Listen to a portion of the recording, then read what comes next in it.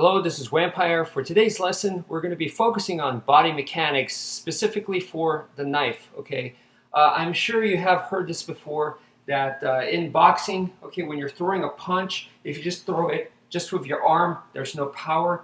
And what you really want to do is to use your body to throw in the punch. Okay, so you want to put your body behind it, use proper body mechanics, and then you got so much more power, and you're also a lot more efficient in your movement. Okay, so that is this theme for today that we want to work on, and we're going to start off with this, the figure eight motion. Okay, so I'm drawing a textbook figure eight from the bottom. I'm cutting this way.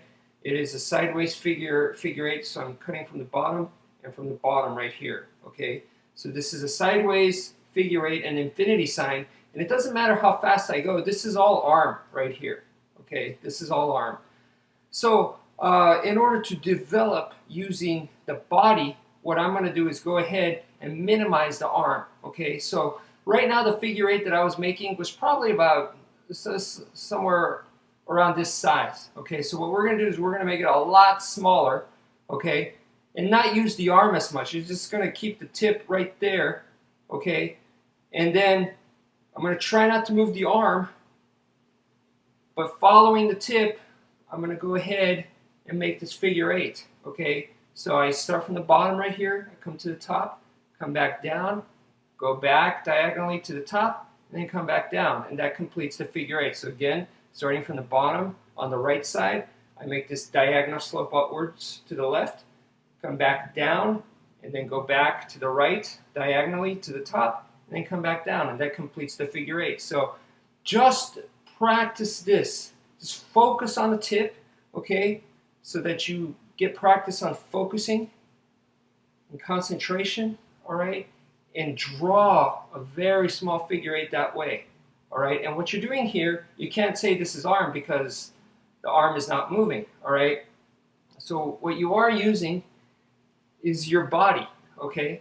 So go ahead and use your skeletal structure like this, and you're going to notice that there's going to be a time where you go up, you come back down, and then you come back up again, and you come back down, all right? So you're going to use that to your advantage to harness some natural power. So now, once you start getting comfortable with that, you start putting in a little bit more arm, all right? Start to put a little bit more arm, see? And the figure eight grows a little bit larger, okay? And then you combine the two, all right?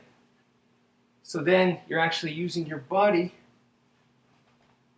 and your arm together simultaneously. So sometimes it helps just to break it apart and go back to the point where you're not using arms at all and you're just doing this. Okay?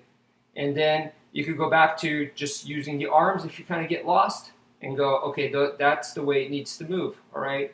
And then combine them together. This is very important because the figure eight can be drawn so many different ways. So right now, I did a figure eight like this. Okay, there's also coming from the top this way. There's also vertical figure eights, or should I say normal figure eights that way. And then there's also ones where the plane right now that I'm doing is this plane right here, okay, right in front of me. But I could also do a plane that's like here. So I could draw the figure eight like as if I was drawing it on a table right here, okay?